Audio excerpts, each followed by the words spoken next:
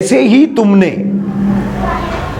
पूरी पत्रकारिता के सभी बिंदुओं को, सभी पॉइंट्स को, सारे शोभों को, बेट्स को जो है कवर करते हुए तुमने खबरें दिखाना शुरू की, तो बीच में तुमने लगातार अवैध निर्माणों पे खबरें दिखाई। तो जो अवैध निर्माणों के ताल्लुक से तुमने फोटोज निकाले, वीडियो निकाले, क्या तुमको नहीं धमकाया गया?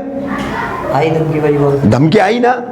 और मैं दावे के साथ कहता हूं, मैं नाम नहीं ले रहा हूं, एक पत्रकार ने तुमको धमकाया ना, जिसका आपके केस से भी संबंध है। केस से भी संबंध है, बराबर। तो कहने का मतलब यह है कि हमारी सुनो, हमारी मानो, हम जो कह रहे हैं वो करो, तो हम तुमको अच्छे से रहने देंगे, चलने देंगे। तुम हमारी नहीं सुनोगे, तुम हमारी नहीं मानोगे, तुम हम जो बोल रहे वो नहीं करोगे, तो हम तुम्हारे खिलाफ कुछ ना कुछ साजिश करेंगे। तुमको भी खंडनी की केस की धमकी दी गई, ठीक है, तुमने बोल दिया ठीक है करना है करो, मुझे दिखानी है खबर मैं दिखाऊंगा, तो वही मामला है। मुंबई टीवी, हर खबर सच के साथ। अस्सलाम वालेकुम, नमस्कार, मैं अफजल शेख मुंबई टीवी के साथ में। जैसे पूरा मुमरा शहर में एक बात जो है वो काफ़ी अलग तरीके से फैली हुई है। हिंदुस्तानी रिपोर्टर के रफ़ीक कामदार के ऊपर जो एलिगेशन लगे थे उसको लेकर के काफ़ी अफरा तफरी भी मची है सोशल मीडिया की दुनिया में। और बात कर ली जाए सोशल मीडिया की, जब से डिजिटल युग में जो प्रवेश हुआ था सोशल मीडिया का, जैसे काफ़ी जो बड़े बड़े चैनल थे वो यूट्यूब पर आए, और बड़े बड़े चैनल जैसे नेशनल मीडिया भी है जो यूट्यूब पर आ गई। और महज कुछ ही सालों में हिंदुस्तानी रिपोर्टर जो एक मुमरा शहर का पहला ऐसा चैनल था जिसने सिल्वर प्ले बटन लिया, और इसके साथ साथ जो इनकी गति थी, यानी इनका जो टीआरपी रेटिंग पॉइंट जो था वो काफ़ी हाई था, और हर एक की ज़बान पर हिंदुस्तानी रिपोर्टर रहता था। और सबसे पहले अगर मुमरा शहर की जो कवरेज चैनल पर दिखती थी तो वो एक ही चैनल था, हिंदुस्तानी रिपोर्टर और खोजी खबर। तो हमने जो एक वीडियो बताई थी आपको टीआरपी का, तो हम बताए भी थे उसमें कि किस तरीके से टेलीविज़न रेटिंग पॉइंट जो उसका किसी दूसरे चैनल द्वारा जो देखा जाता है, जैसे मेरा चैनल आज जो भी है हज़ारों में है और रफ़ीक भाई का चैनल जो है वो लाखों में है। तो यानी कहीं ना कहीं दो चैनल में आपस में ही भिड़न होने लगती है कि इसका चैनल लाखों में कैसा गया कुछ सालों में, और मेरा इतने साल से चल रहा है तो मेरा कैसे हज़ार में रह गया है। तो इसी जलन और इसी हसद के ऊपर जो है काफ़ी सारी एलिगेशन लगती है और लगते रहती है। तो बात करेंगे अभी हिंदुस्तानी रिपोर्टर के रफ़ीक कामदार जी से। सर, सबसे पहला सवाल ये रहेगा मेरा, आप काफ़ी सालों से मुमरा गौसा में और मुमरा गौसा को काफ़ी करीब से जानते भी हो, इतना साल हो गया आपको रहते रहते, फिर भी ऐसा लोगों का कहना है कि आपने छेड़खानी जो करी है तो वो किस बिना पर कर दी? मतलब इतने साल मुमरा में रहे, आपको डर नहीं लगा? देखो, छेड़ा नहीं इसलिए डर नहीं रहा हूँ, गलत हरकत नहीं की इसलिए डर नहीं रहा हूँ, कर नहीं तो डर नहीं, सांच को आँच नहीं। अब जो इल्ज़ाम लगा रहे हैं उनको अपने गिरेबान में झांक करके देखना चाहिए, ठीक है।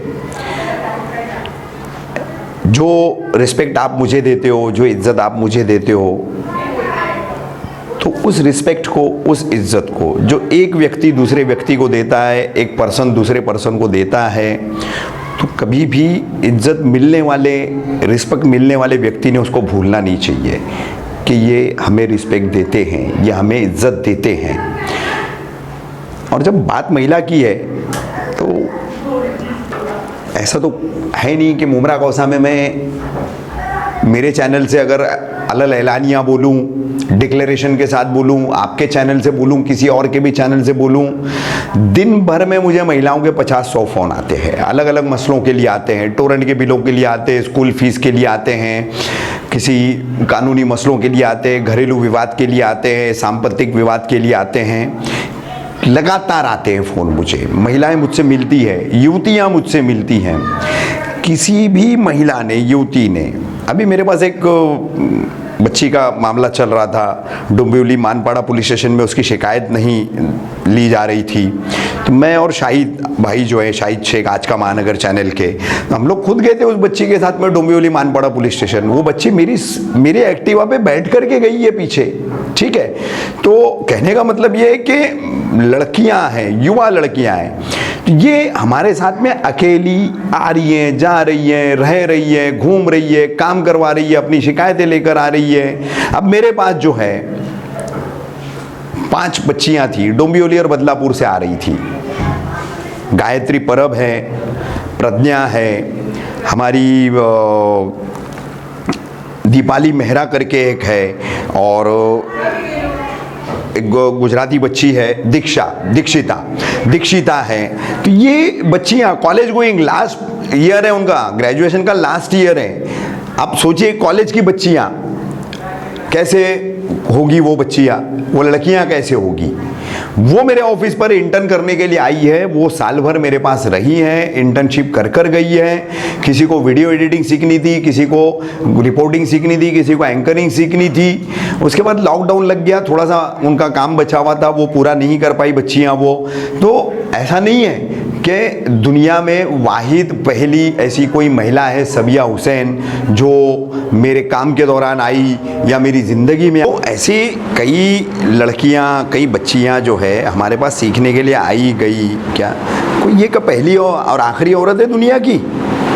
और इसमें कौन सी ऐसी बात है जो कह रही कि नहीं, वो सबको बता देते कि ये मेरी बीवी है, तुम्हारी बीवी नहीं है, और आधा घंटा मुझे अंदर रख करके, शोर को बाहर रख करके लेक्चर दिए ये वो।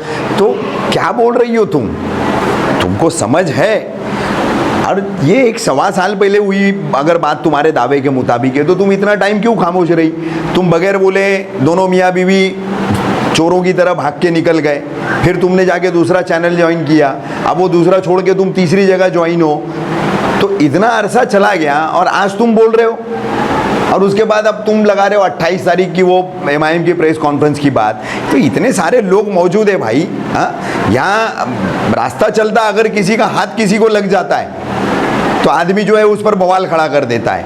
तो यहाँ तो 100 लोग हैं, पॉलिटिकल पार्टी के लोग हैं, उनके कार्यकर्ता है, पदाधिकारी है, नगर सेवक है, अध्यक्ष है, सब मौजूद हैं, 20 से 25 पत्रकार मौजूद है, और उनके बीच में मैंने उसको मॉलेस्ट किया और वो वहाँ किसी को नहीं पता चला। मुझे कल एक पत्रकार ने सवाल पूछा, क्या मिस्टर इंडिया की घड़ी आपने पहने थे क्या? तो मैंने कहा नहीं, शायद मैंने नहीं पहना था, उसने पहनी होगी, ताकि मैं मॉलेस्ट किसको कर रहा हूँ ये किसी को दिखाई नहीं होगा, इसलिए कोई गवाही नहीं दे रहा है। अच्छा, रफीक कामदार कौन है जो इसकी सुपारी हर कोई देने को चाहता, मतलब वो देते हैं ये लो इसको बदनाम करो, इसको बदनाम करो, क्यों ऐसा? देखिए कैसा है, जैसे अक्सर जो है अफजल, मेरी खबरों से जिन राजनीतिक लोगों को तकलीफ़ें पहुंचती है, तो मौके की ताक में रहते हैं लोग कि कब कौन सा स्कोर कहाँ सेटल किया जाए, कहाँ हिसाब किताब बराबर किया जाए। तो अभी भी है कुछ 2-3 सियासतदान इसमें शामिल है, अभी फिल वक्त में उनका नाम नहीं लूँगा, लेकिन साथ ही में जो तुम्हारी एक न्यूज़ थी TRP स्कैम वाली जो तुमने बोली, तो ये स्कैम नहीं है, लेकिन TRP की ये GLSE है। It's not a scam of TRP, it's a matter of GLSE of TRP local level पर।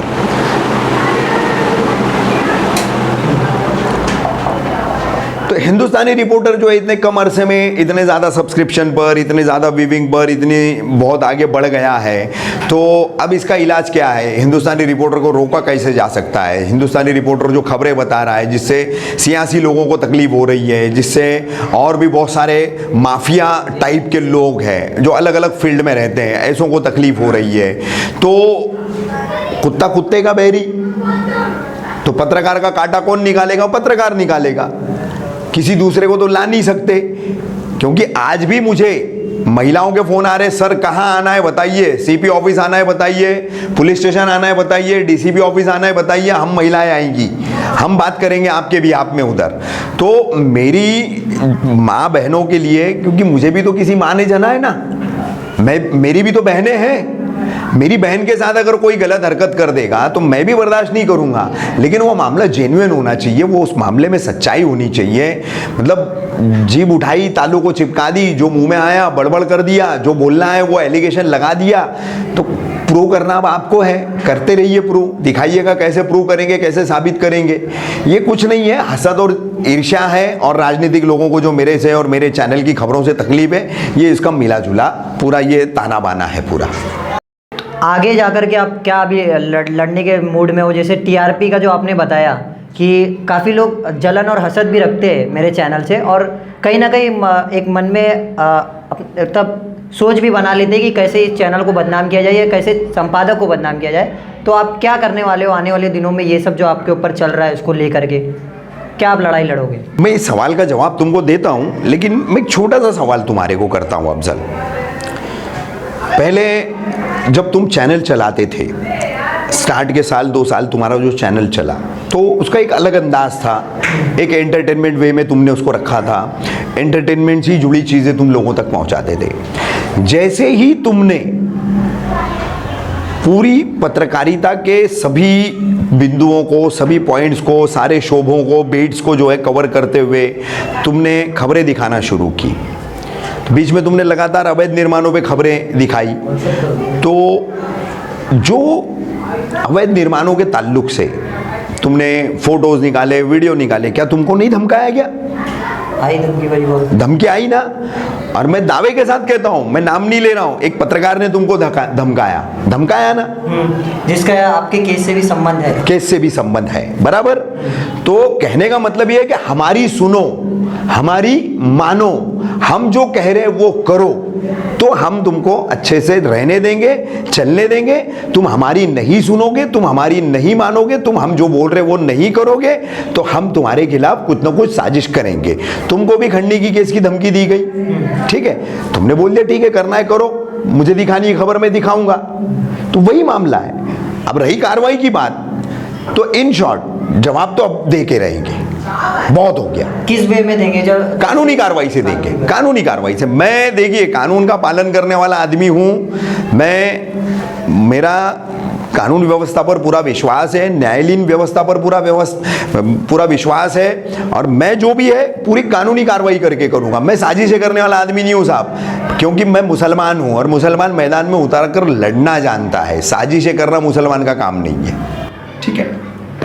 जैसे रफ़ीक कामदार ने अपने पूरे इंटरव्यू में जो खुलासे किए हैं, जैसे इन्होंने ये भी कहा कि पत्रकार जो है वो मेरे भी केस से इन्वॉल्वमेंट है और इनके भी केस से डायरेक्ट संबंध है, यानी कहीं ना कहीं जो है आपस के ही लोग अपने में ही जलन और हसद रखते हैं। और ये आने वाले दिनों में ये देखना है कि रफ़ीक जी किस तरीके से इस पूरे मामले को लेकर के आगे लेकर के जाते हैं और कैसे एक्शन लेते हैं। और काफ़ी रफ़ीक भाई आपके लिए भी मुझे बड़े बड़े बम्बई से जर्नलिस्ट लोगों के कॉल आए कि रफ़ीक भाई को बोलना हम लोग उनके साथ है, भले ही टाइम नहीं है लेकिन हम लोग आपके पीछे सपोर्ट कर रहे हैं। जैसे आपने कहा कि कोर्ट में हो या कहीं पे भी जाने हो आपके साथ रहेंगे, और जैसे ही कुछ भी रफ़ीक भाई से जुड़ी हुई अपडेट आती है हम आपको हमारे चैनल द्वारा बता देंगे। और ऐसे ही तमाम खबरों से जुड़े रहने के लिए सब्सक्राइब करें मुंबई टीवी। मैं अफजल शेख फिर हाजिर होंगे एक नई न्यूज़ के साथ।